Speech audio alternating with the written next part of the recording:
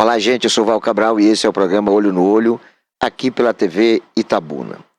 Olha, Itabuna se notabiliza em todo o estado da Bahia como uma referência excepcional de educação. Nós temos aqui universidades, nós temos faculdades, mas nós temos grandes nomes, ícones da educação. Infelizmente, recentemente perdemos talvez o último, né, dos grandes educadores, dos grandes professores.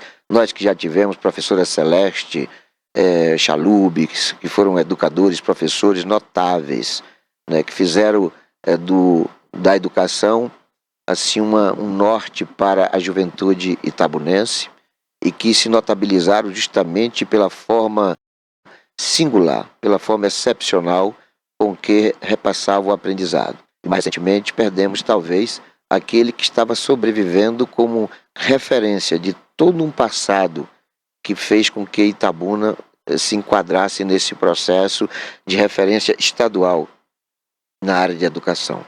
Grandes educadores, grandes professores. Perdemos o professor Edmundo Dourado.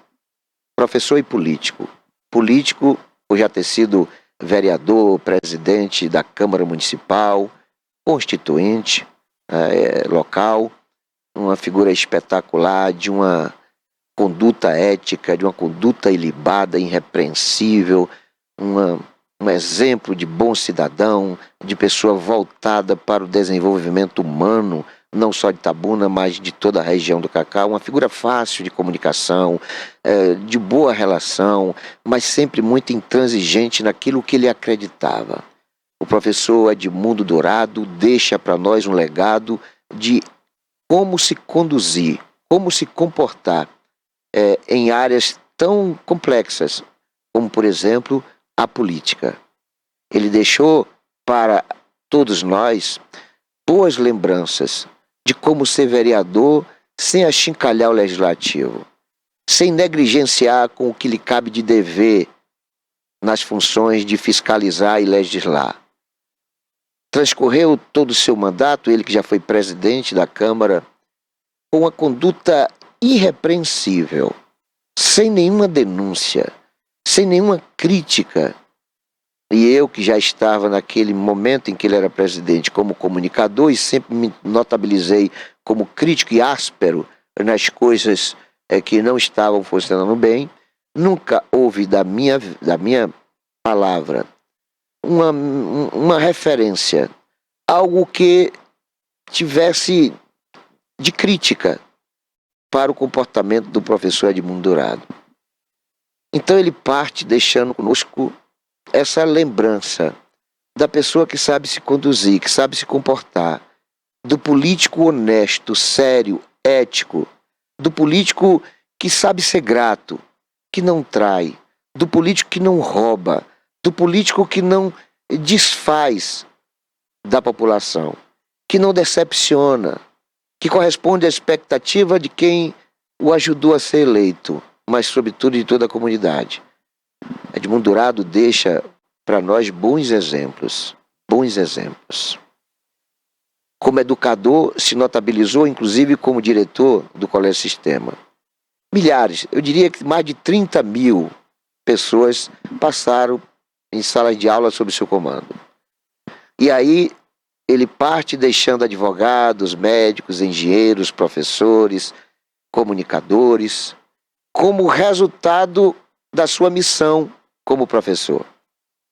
Na política, também ele deixa um legado extremamente fabuloso, que tem que ser seguido por todos que fazem política. Infelizmente, nós vivemos momentos difíceis e a gente vê partindo pessoas que foram sempre como uma bússola, nos conduzindo, nos levando a melhores caminhos. E já nos últimos anos, eu diria que nos últimos 20, 30 anos, o professor Edmundo Dourado acabou tendo que triplicar os seus esforços diante de uma educação que estava decaindo cada vez mais. Não por culpa dos professores, mas o sistema. A questão governamental interferiu tanto na educação que a educação de hoje não pode ser comparada jamais à educação que era praticada na época em que o professor Edmundo Dourado, a professora Celeste, o professor Chalub lidava com o alunado. Ali havia resultado. Porque eu sou de uma época, e aí é claro que esses 3 educadores são referência para tanto, em que o estudante estudava de fato. E nós não tínhamos os benefícios que hoje estão sendo facilitados, sendo disponibilizados para os alunos. Nós não tínhamos transporte escolar gratuito, e às vezes a gente estudava em escolas distantes. Posteriormente, estabeleceu-se a regra das matrículas serem preferencialmente disponibilizadas para alunos próximos daquele prédio escolar, o que facilitou muito, que existiam situações do aluno ter que caminhar, ter que andar, às vezes até 1 hora, 2 horas para chegar até a escola. E com essa mudança, no máximo a gente caminhava 5, 10, 15 minutos para chegar até o prédio escolar. E quando a gente chegava no prédio escolar, nós não tínhamos nenhuma segurança, nenhuma, mas também não tinha violência.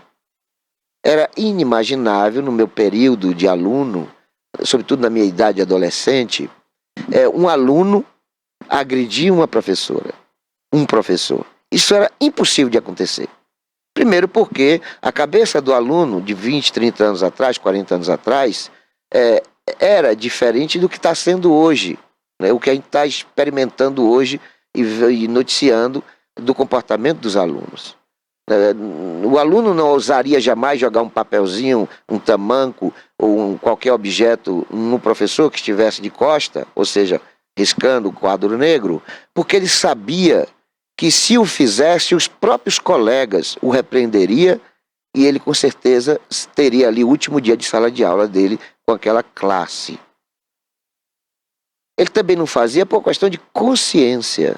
Não havia na cabeça do aluno nenhuma possibilidade dele não entender o professor como um pai, a professor como uma mãe, tanto que nós, mesmo aos 12, 13, 14 anos, ainda chamávamos os professores de tios e as professoras de tias. Nós tínhamos um carinho muito especial e a sinergia era uma coisa muito profunda, muito grande, porque as professoras nos tratavam como se fôssemos delas filhos. Então, esse momento, né, da escola ser merenda escolar, eu me lembro que nós tínhamos uma dificuldade enorme. Eu me lembro muito de que a minha merenda se baseava em uma banda de um pão esporadicamente com uma banana.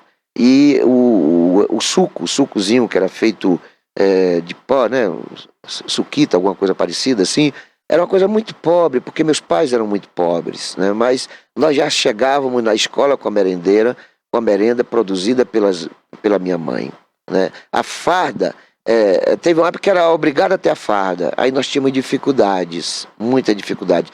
Tanto que, no meu caso, são 5 irmãos, e a gente não era disparado na escolaridade.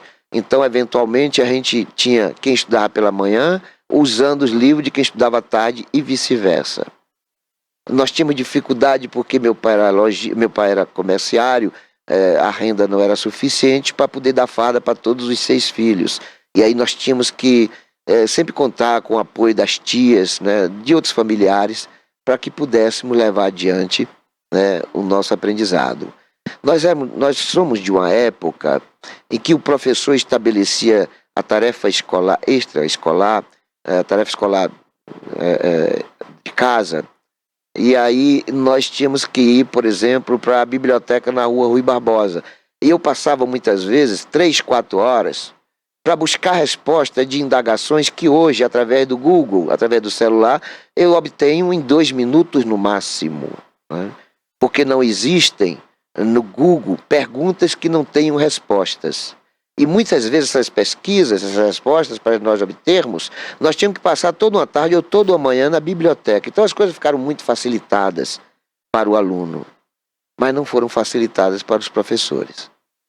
Os professores, embora hoje tenham um salário vertiginosamente melhor do que da época, do começo, né, da missão do professor Edmundo Dourado, né, antigamente nós não tínhamos laboratórios, nós não tínhamos informática, nós não tínhamos absolutamente os recursos tecnológicos, avanços, inclusive da pedagogia, que hoje é uma realidade.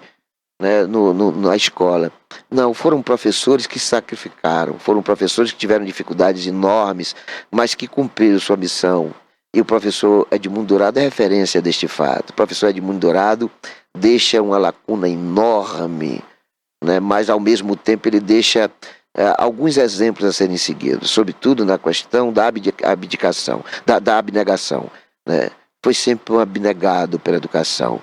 Foi sempre um profissional da escola que chegava às 7 horas e saía muitas vezes meia-noite e ainda levando tarefa escolar para casa. Foi um guerreiro da educação. Foi uma pessoa a ser respeitada pela sua história. E na política, talvez aí cabe a nós um agradecimento mais especial. Porque o professor Edmundo Dourado é de uma época, e a época não é muito distante, em que o dinheiro público era administrado com muita respeitabilidade. Ele que já foi presidente da Câmara, ele que administrava recursos do Poder Legislativo, ele que elaborou a Carta Magna Municipal, ele que tinha todas as condições possíveis de mandar e desmandar, mas ele era transparente. As ações do professor Edmundo Dourado eram noticiadas, aquilo que já sabia, né, que ele faria. Então ele fez do parlamento a dignidade do vereador, da representação parlamentar. Ele fez da Câmara Municipal uma referência do bem-querer da sociedade, o ponto convergente, onde todas as adversidades da sociedade encontrava ali, né, um líder, um vereador, para representar a sociedade com respeito e com dignidade. O que a gente vê hoje não é o que a gente via na época do professor Edmundo Dourado. Nós temos vereadores que nos envergonham. E talvez este seja o fato das pessoas se recusarem a participar de sessões ordinárias, extraordinárias e até de sessões especiais da Câmara, porque alguns vereadores nos envergonham demais, demais. E todos eles participam de congressos nacionais, estaduais, representando a nossa cidade. Eu fico imaginando como era louvável, como era de nos causar orgulho o professor Edmundo Dourado se deslocar de Itabuna para São Paulo, Brasília, Rio de Janeiro, Salvador, e lá se pronunciar, se apresentar como vereador de Itabuna. Ou seja, a imagem da cidade era a melhor possível. Agora imagine hoje um Cosme Resolve. Imagine hoje um indivíduo que está como vereador, chamado Cosme Resolve, indo para um congresso nacional, um congresso estadual, e lá esbravejando a sua estupidez, as suas limitações intelectuais, o seu desequilíbrio como cidadão, né, comportamental. Imagina a vergonha que não é para a imagem de Itabuna perante as pessoas que vão ouvi-lo. Então, as coisas mudaram muito, né? Na época do professor Raimundo, a gente não ouvia falar de escândalo. E de lá para cá, a gente vê uma enxovalhada, uma coisa achincalhada, uma coisa que não tem nexo com o que se espera de uma representação parlamentar. Então, na área da política, o professor Edmundo Dourado também se notabilizou. Deu para nós exemplos excepcionais de como ser um cidadão com respeito à cidadania. Porque o vereador não é outra coisa senão representante de toda a sociedade, independentemente do eleitor ter ou não votado nele. Porque uma vez assumido o mandato de parlamentar, o vereador ele representa não o bairro, não o segmento a que o elegeu.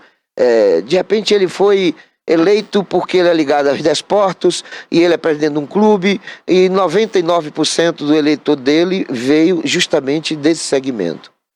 Mas ele, uma vez vereador, ele deixa de ser representante específico daquela turma para legislar em benefício de toda a comunidade. O vereador que é de Nova Ferradas, ou o vereador que é de Montuns, ou o vereador que é do São Caetano, é o vereador de toda a cidade, de todo o município de Itabuna. Zona urbana, zona rural. Infelizmente, a gente não tem visto isso. São poucos os exemplos de vereadores que são comunitários, que são universais no dever de cuidar de todo o município, dos 4 pontos cardeais. O vereador está muito preocupado, ele sendo de tal bairro, em atuar exclusivamente para beneficiar aquele bairro. E o que é pior? Eu diria que boa parte deles, se não a maioria, está preocupado mais em se locupletar do poder, em se beneficiar do poder.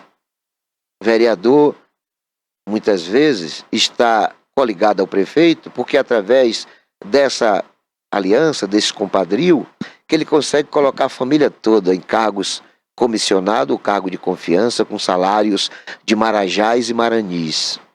Não foi isso que aconteceu com o professor Edmundo Dourado. Nunca. O professor Edmundo Dourado não era somente vereador da educação. O professor Edmundo Dourado atuou bastante para beneficiar todas as áreas possíveis. Desde a agricultura, da lavoura, desde as questões relacionadas às questões rurais, como também aquelas que estavam diretamente ligadas ao dia a dia, ao cotidiano da zona urbana. E de tudo o que ele fazia, havia uma transparência na sua conduta. Hoje, se você for na Câmara para encontrar vereador, você vai ter que ir no dia de sessão e olhe lá. Muito dificilmente se encontra o vereador no turno da manhã. Quase todos os gabinetes são fechados quando estão os vereadores ausentes. Você não tem acesso aos vereadores, mesmo quando ele mora na própria comunidade. Tem vereador, e alguns até chegam a revelar isso, que chegam em casa depois de meia-noite e saem antes de 6 da manhã, justamente para não ser perturbado por pessoas pedindo cestas básicas, pedindo emprego, pedindo dinheiro, pedindo remédio, fazendo pedidos que são de ordem pessoal. Eu sei até que a grande maioria das pessoas que se dirigem até um gabinete de vereador não vão lá para dar uma sugestão, não vão lá para falar para o vereador que ele deve pedir ao prefeito uma requalificação da praça, a construção de um posto de saúde, de uma escola, uma reforma de um bem público. A absoluta maioria, e falo isso de maneira muito confortável, até porque boa parte da minha vida eu sempre fui assessor de vereador, sempre. Eu assessorei Paulo Luna, Edson Cantagalo, o Júnior do Trator, enfim, eu sempre fui ligado a vereadores e sempre no gabinete recebendo pessoas, e eu diria que 95% no mínimo, 95% no mínimo, procurar vereador para, em busca de benefícios pessoais, normalmente emprego, dinheiro, passagem, remédio, botijão de gás, pagamento de aluguéis, enfim, nunca, muito raramente, se ocorreram nesses 20 anos de assessoria parlamentar, 2 ou 3 pessoas indo até o gabinete para dar uma sugestão de uma lei, de uma indicação, de um pedido de providência, de um requerimento, foi muito. Normalmente, as pessoas quando buscam um vereador é porque fez um concurso, porque quer que o vereador faça com que a pessoa passe, o que é um ilícito, né? A pessoa está querendo uma interferência do vereador para que determinado policial de uma cidade venha para a sua, ou vice-versa, enfim. É sempre alguma coisa de ordem pessoal, nunca comunitária. Muito raramente as pessoas procuram vereadores nesse sentido. Talvez por isso o vereador seja, na escala dos políticos, nós temos vereador, prefeito, vice-prefeito, nós temos governador, vice-governador, nós temos senador, eles são 3 senadores na Bahia, nós temos deputados federais e deputados estaduais. Mas de todos estes agentes públicos, aquele que é melhor e mais procurado é o vereador, porque o vereador, independentemente dele não morar naquela comunidade do eleitor, ele é fácil de ser encontrado, até porque na Câmara existem sessões e ainda que ele falte a 2, 3, ele vai estar sempre participando. Então, quer encontrar o vereador, vá na Câmara. Às vezes você encontra o vereador na Câmara, mas não encontra na própria residência dele, no bairro onde ele mora. Mas encontra. E o deputado? Como é que a gente fala com o deputado? Como é que a gente fala com o senador, com o presidente, com o governador? O vereador a gente fala mais fácil. O problema é o que o vereador ouve e o que o vereador faz. E toda essa lambança de vereador como Cosme resolve, que é uma vergonha para a representação parlamentar, que é uma vergonha para a imagem de uma sociedade, que é uma figura destrambelhada, uma figura que não se respeita e não respeita a comunidade, uma figura asquerosa no que diz respeito ao comportamento de um indivíduo, e não é só ele. Eu estou citando ele, mas nós tivemos, por exemplo, vereador chamando primeira-dama de cachorra, nós tivemos vereador com a Polícia Federal às 6 horas da manhã na sua porta, sob suspeita de prática de rachadinha. Nós temos vereadores que usam um palavreado que não é digno, na própria sessão, né, de alguém que tem dever de respeitar a sociedade. Então nós temos vereadores para todos os gostos e todos os desgostos, mas a maioria nos envergonha. O que nós temos de bom é que nós já tivemos excepcionais parlamentares. Eu não gostaria de discorrer sobre nomes, porque eu não quero pecar pela omissão de alguns, né? Por isso que eu me atenho ao professor Edmundo Dourado, que é o nosso norte do programa de hoje, em função de termos perdido ele, né? Ele retornou ao pó, né? Porque a promessa de Deus é: do pó vieste e para o pó retornarás. Então hoje o professor Edmundo Dourado está no outro plano, está de volta aos céus, nos deixou, mas nos deixou esse sentimento, esse compromisso de ter um entendimento mais apurado, ter mais responsabilidade na hora do voto, porque como vereador ele soube se comportar, teve conduta ilibada, como vereador ele foi transparente, ele foi incansável nas buscas e nas discussões de decisões que beneficiaram a sociedade como um todo. Ele foi, para os vereadores que estão hoje aí, um espelho de como deve se conduzir o parlamentar. Nunca foi homem de provocar risadas, né? Até quando falou coisas que foram agradáveis. Ele nunca foi homem também, por sua vez, de provocar vaias. Nunca vi o professor Edmundo Dourado ser vaiado, nunca vi. E olha que ele já estava num processo de dicotomia ideológica. As pessoas eram da esquerda ou eram da direita. As da esquerda eram intolerantes com qualquer fala, com qualquer comportamento dos seus adversários e vice-versa.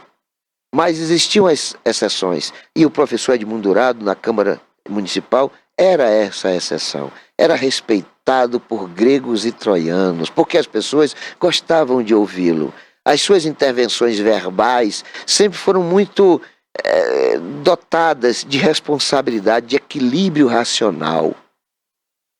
E por isso é que ele se notabilizou como excepcional parlamentar. Que a passagem dele, a missão dele, não tenha sido encerrada com o seu sepultamento. Que sobreviva a sua mensagem, que sobreviva o seu comportamento, as suas ideias, a sua conduta, a sua forma humana de tratar as pessoas, a sua maneira séria, ética, honesta de fazer parlamento municipal.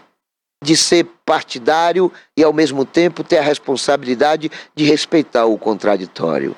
De ter sido democrático na sua mais absoluta essência, de respeito à liberdade de expressão. Mesmo quando não concordava com o seu oponente numa discussão, ele tinha a responsabilidade, o equilíbrio de ser racional na aplicação das palavras.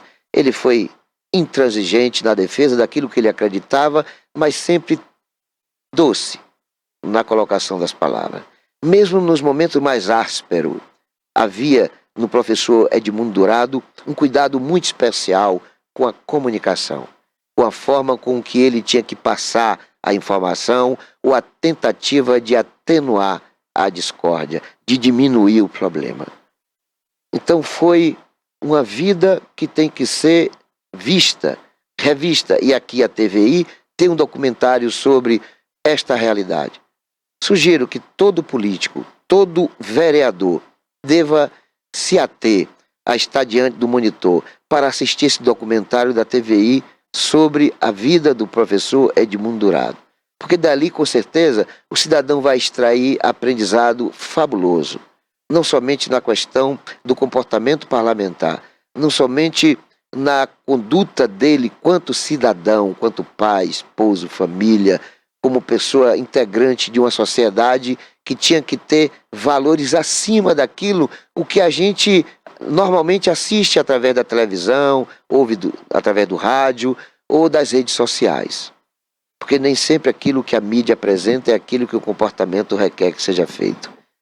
Então a gente tem que se espelhar nas pessoas que foram exemplares, que foram dignas naquilo que fizeram, que falaram e que deixaram, né, para que a herança maior para os filhos, para os amigos, para a sociedade, é justamente a lembrança de tudo que ele contribuiu para se tornar uma das pessoas merecedoras dos nossos aplausos no dia de hoje. Não de tristeza.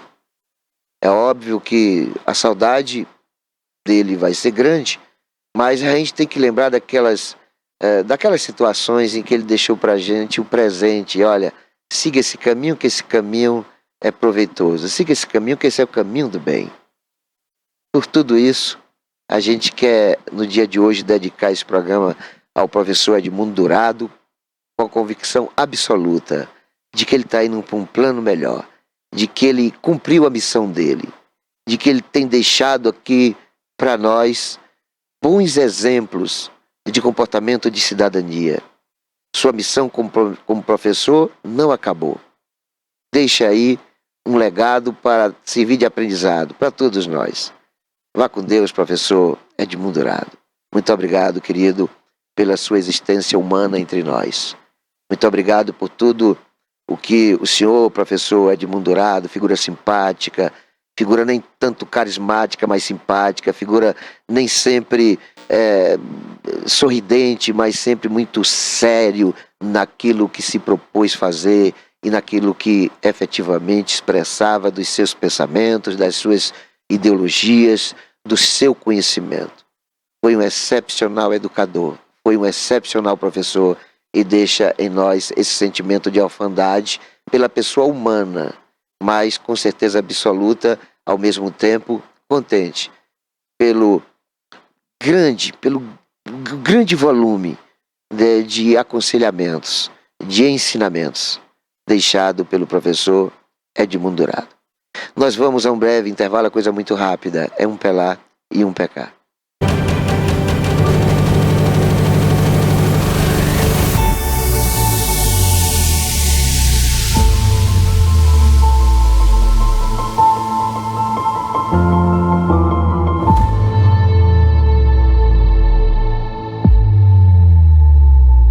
Criada em 2005, a TVI se tornou a primeira emissora de TV por assinatura fora do eixo Rio-São Paulo, transmitida pela operadora TV Cabo para mais de 40 mil espectadores em Itabuna e Ilhéus. Com uma programação 24 horas no ar, a TVI chegou a fazer 6 horas de programação local diária ao vivo, revelando talentos para a televisão baiana. Inserida na Lei do Cabo, a TVI passou a integrar o seleto grupo de TVs com programação qualificada junto à Ancine e contribui com a capacitação do mercado audiovisual da Bahia para a captação de recursos para a produção de minisséries, reality shows, documentários e outros produtos de entretenimento para as mais variadas plataformas. Equipada com estúdios de áudio e vídeo e modernas ilhas de edição, a TVI também está preparada para trabalhar no jornalismo factual local, inclusive utilizando sua unidade móvel SDNG.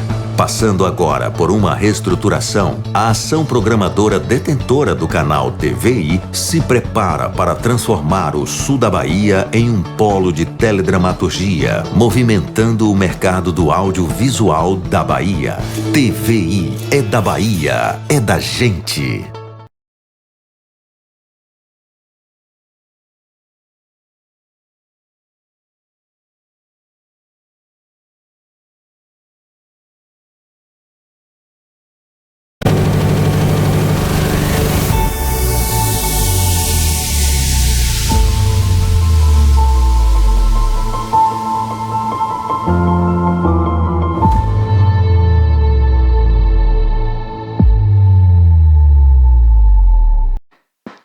Olá, gente, estamos de volta. Eu sou Val Cabral e esse é o programa Olho no Olho, aqui pela TVI.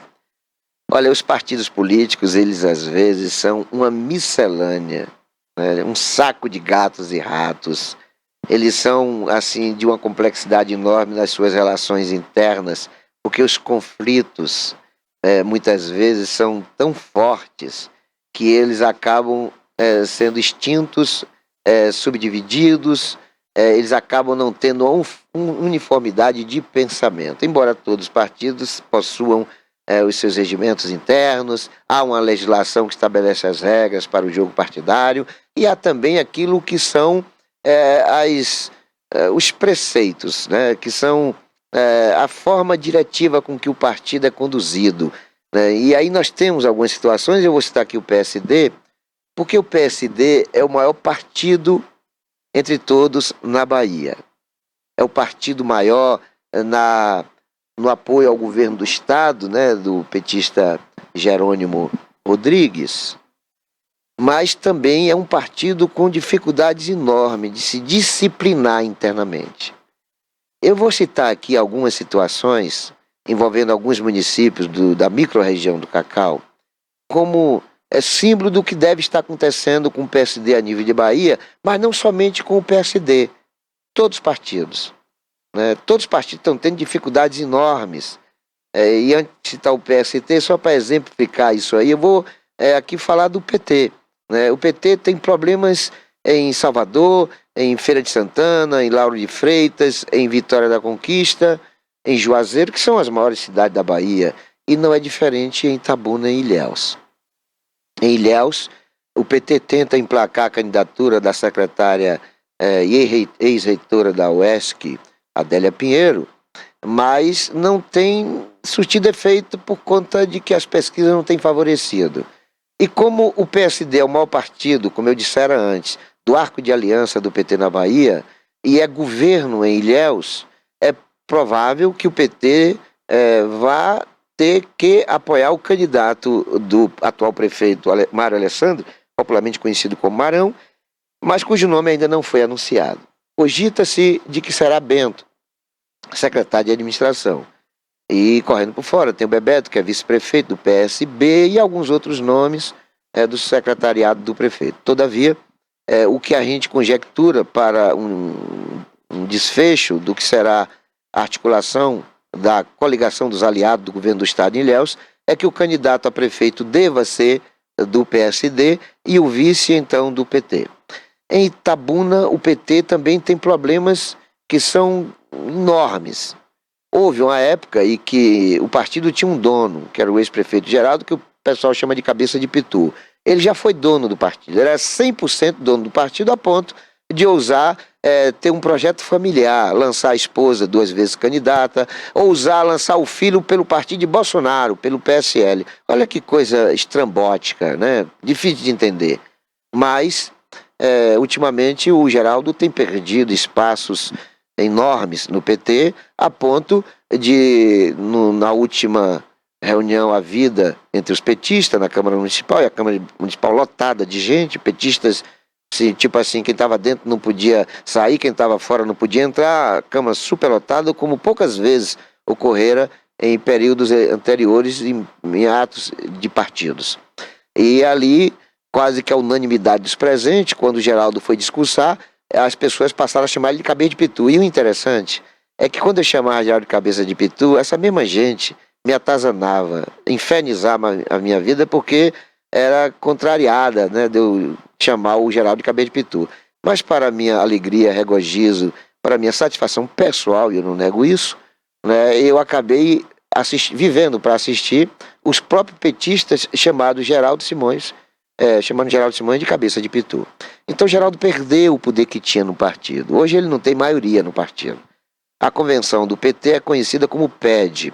Mas se houvesse o PED, porque a Nacional impediu, né, as indicações das candidaturas passarão prioritariamente pelas direções regionais, o que significa dizer que quem vai decidir o candidato do PT não vai ser a diretoria do PT local, e sim a diretoria estadual. E como o PT está dentro de uma federação, aí as coisas complicam mais ainda para a pretensão de Geraldo ser candidato.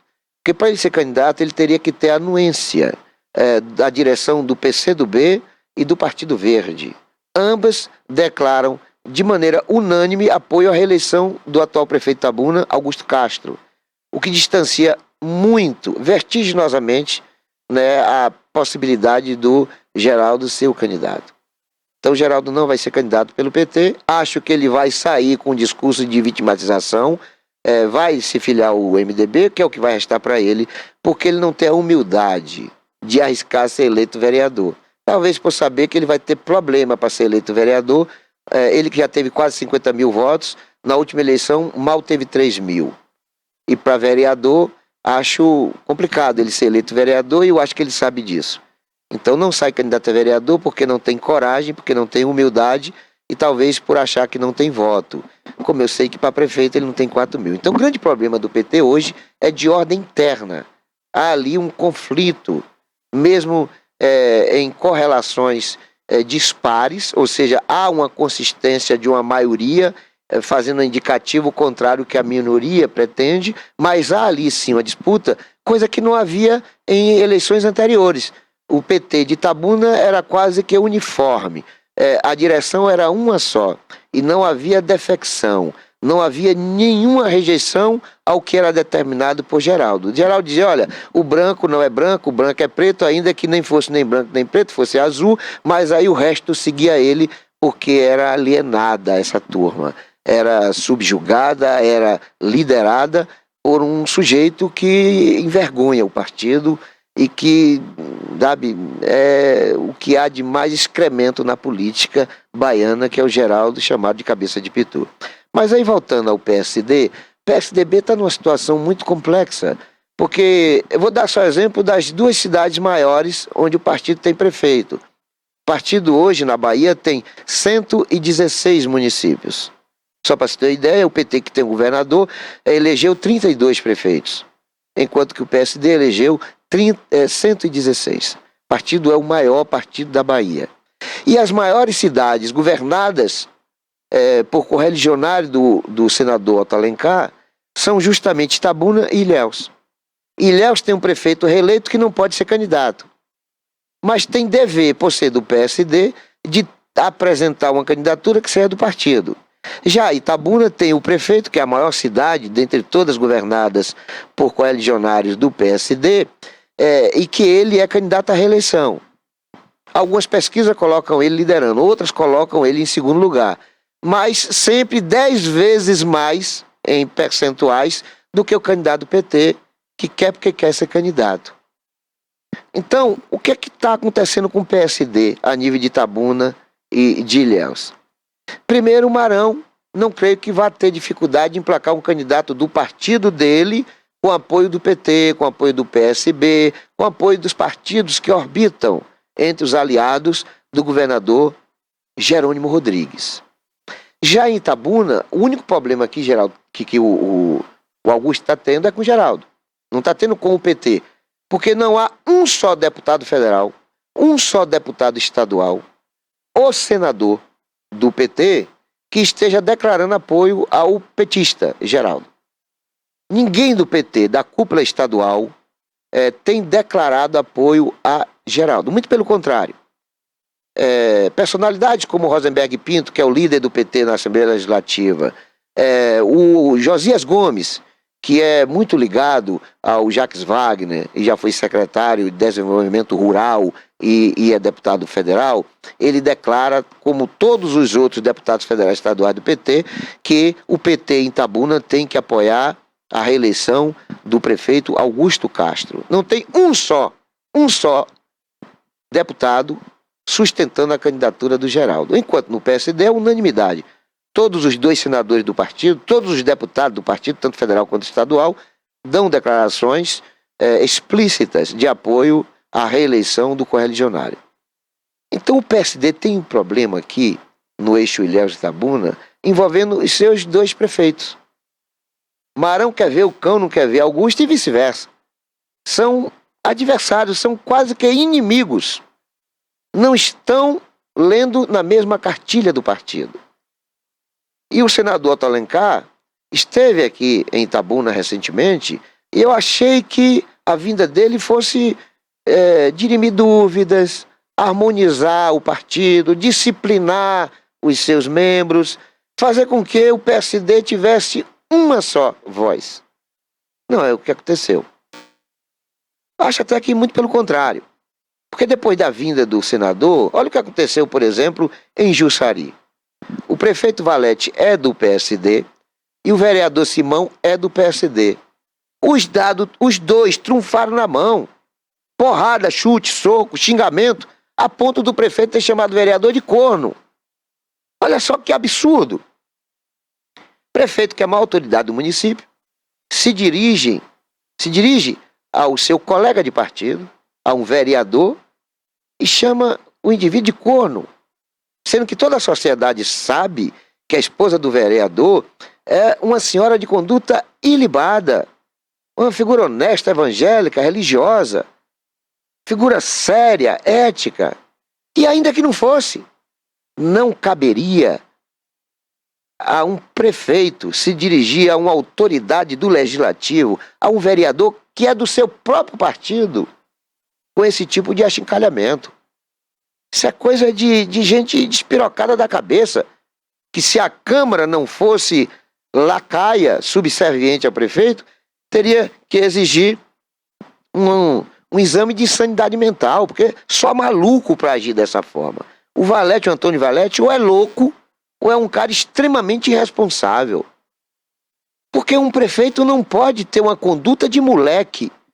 Um prefeito não pode expressar palavrões, não pode dirigir-se a um parceiro de partido, a um vereador, de maneira tão tacanha, de maneira tão desonesta, tão agressiva, que cabe ao prefeito ser exemplo da sociedade.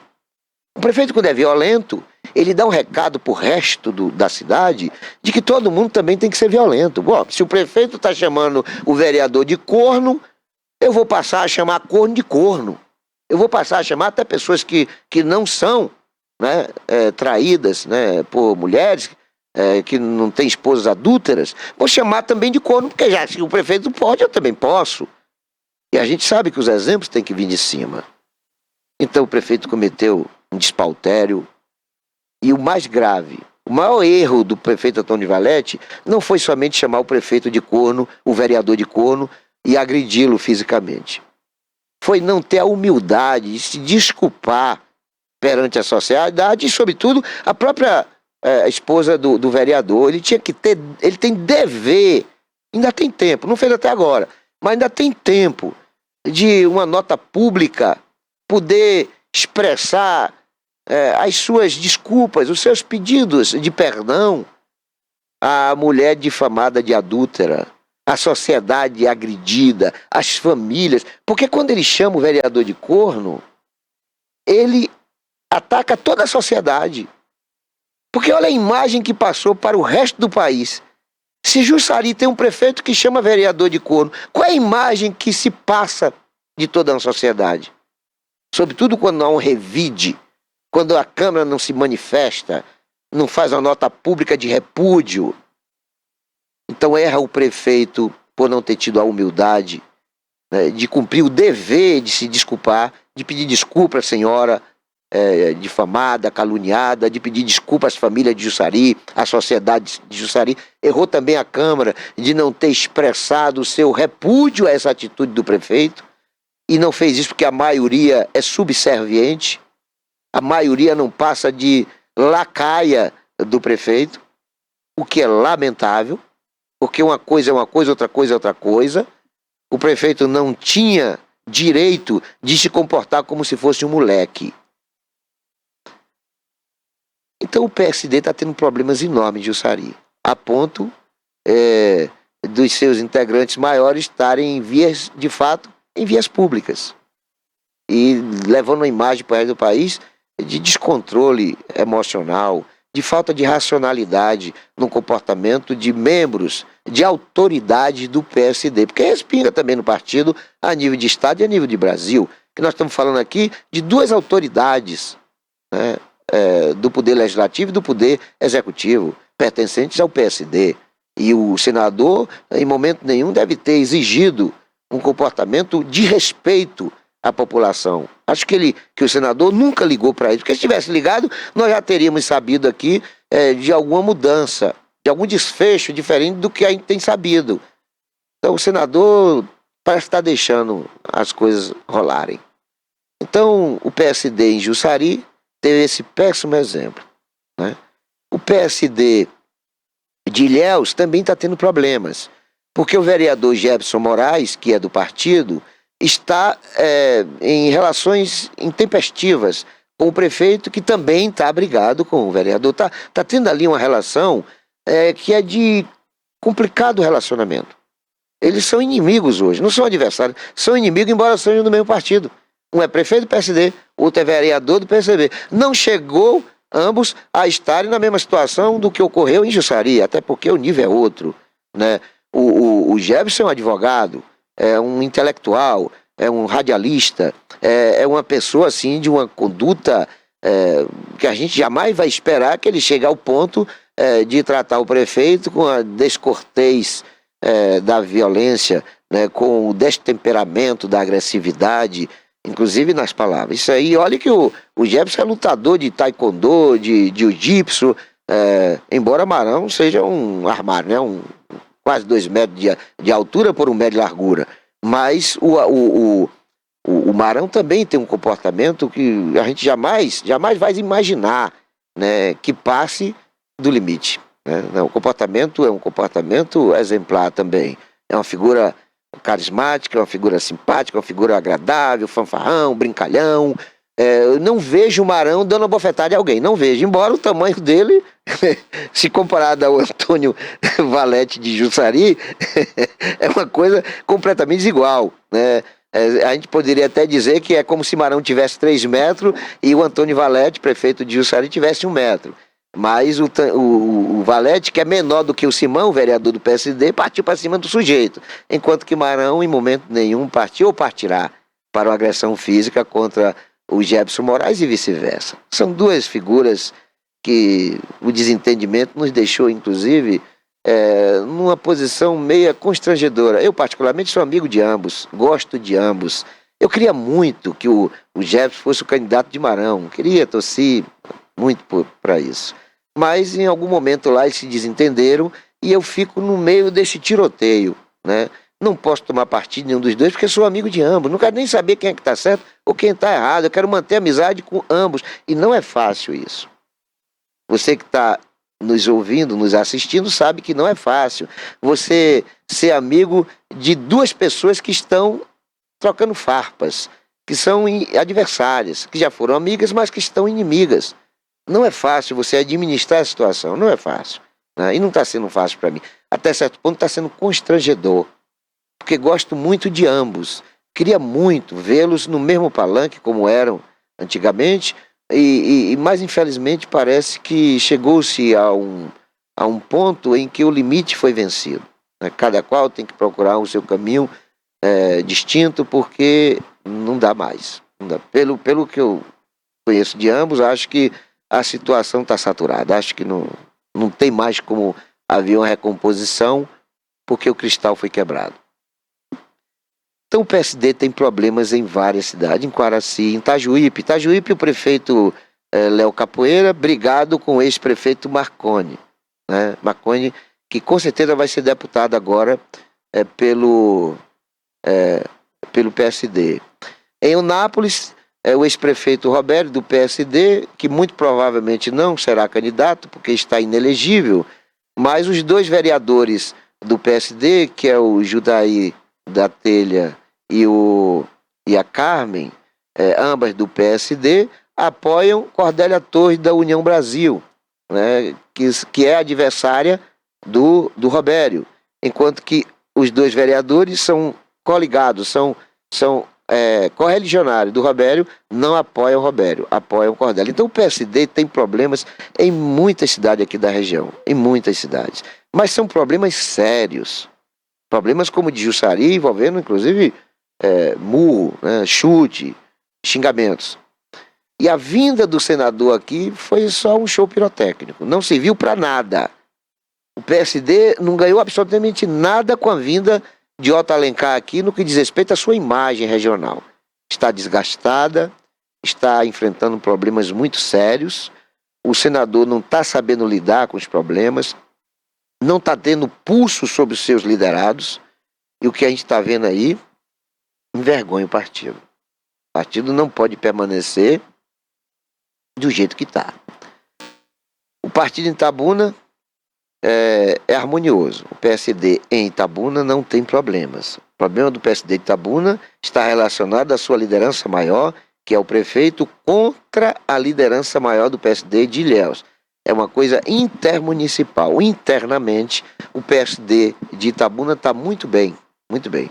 A relação, por exemplo, dos vereadores do PSD, e aqui são dois, né? É o José Ávila, que é o presidente da Câmara, e o Francisco, que é vereador do PSD também, ambos são coadjuvantes do prefeito. A relação entre eles é bastante harmoniosa.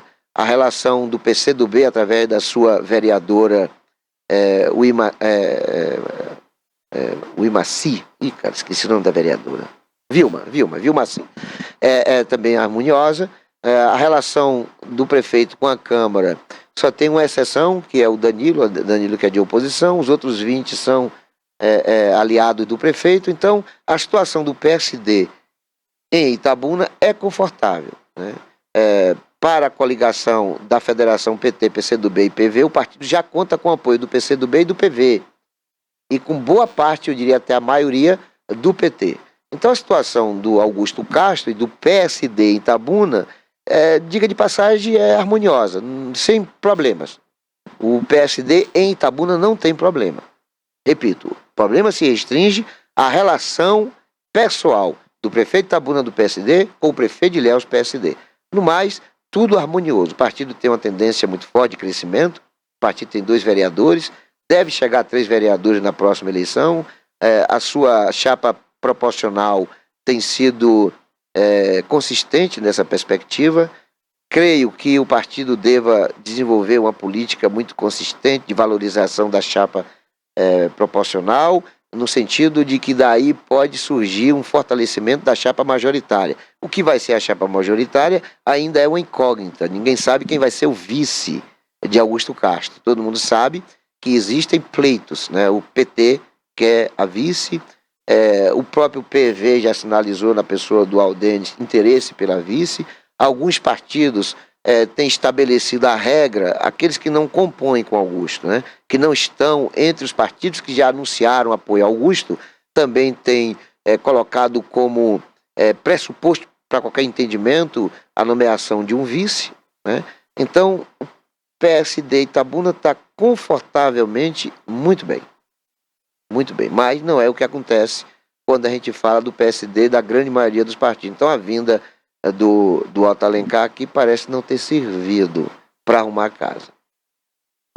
Muitos prefeitos presentes, o partido tem só aqui na micro-região do Cacau, me parece que 8 prefeitos, todos estiveram presentes, não conseguiram falar com o senador teve eventos, compromissos em Ilhéus e em Itabuna, e acabou não tendo tempo de conversar com seus prefeitos, não arrumou a casa, voltou para Brasília, para Salvador, sem nada. Mas é isso, nós agradecemos o programa, a todos que nos prestigiaram no programa de hoje. Fiquem todos com Deus e não se esqueçam jamais de que Jesus é o caminho, a verdade e a vida.